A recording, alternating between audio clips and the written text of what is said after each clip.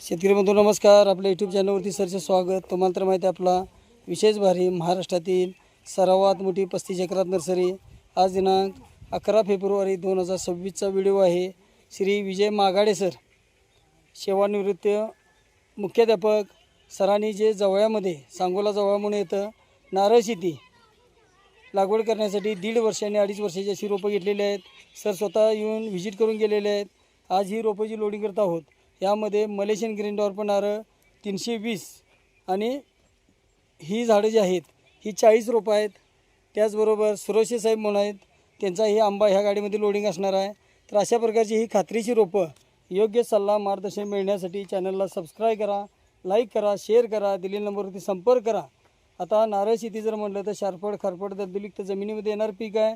लावल्यापासून 2.5 ते 3 वर्षात उत्पादन चालू होतं आहे आणि आयुष्यमान 50 वर्ष आहे. महाराष्ट्रात आपल्या 700 बागा लागलेल्या आहेत. ज्या शेतकरी बंधूंना आपल्या बागा बघायच्या आहेत त्यांनी चॅनलला सबस्क्राईब करा, लाईक करा, शेअर करा, दिलेल्या नंबरवरती संपर्क करा. 5 वर्षापर्यंत तयार फळझाडे देणारी महाराष्ट्रातील सर्वात मोठी सर्वात जुनी नर्सरी.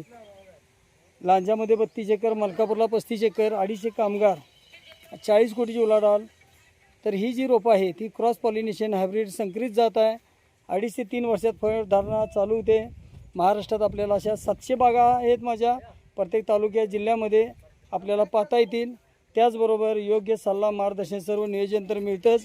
तर शेतकरी बंधू चॅनलवरती आपल्या ज्यावेळी सबस्क्राईब करतो आपण लागवडीपासून योग्य सल्ला मार्गदर्शन सर्व नियोजन तर मिळतंच.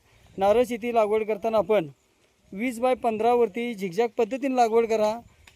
पहिली लाईन लावल्यानंतर दुसरी लाईनमधलं अंतर 20 फूट 7.5 फूट मागे घेऊन तिथून खड्डे काढून रोप लावायचं आहे.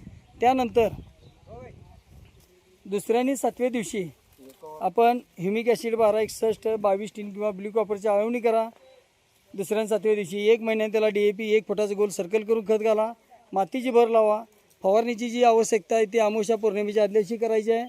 आणि इतर वेळी जर म्हटलं तर प्रत्येक 2 महिन्याला आपण याला पहिल्या 1 महिन्यानंतर DAP 50 ग्रॅम देऊन मातीची भर लावायची आहे. प्रत्येक 2 महिन्याला DAP आणि युरिया रिंग पद्धतीनं 100 ग्रॅमचं माप करून माप गोल पद्धतीने द्यायचं आहे. त्याचबरोबर इतर वेळी आपल्याला दर 5 महिन्याला आपल्याला ब्ल्यू कॉपर 1919ची आळवणी करायची आहे. त्यानंतर इतरही आपल्याला जे खत पाण्याचे शेड्यूल आहे ते सगळं मिळते. अनुदानाला बिल मिळते. तर शेतकरी बंधूंनी चॅनलवरती नवीन असाल तर चॅनलला सबस्क्राईब करा, लाईक करा, शेअर करा.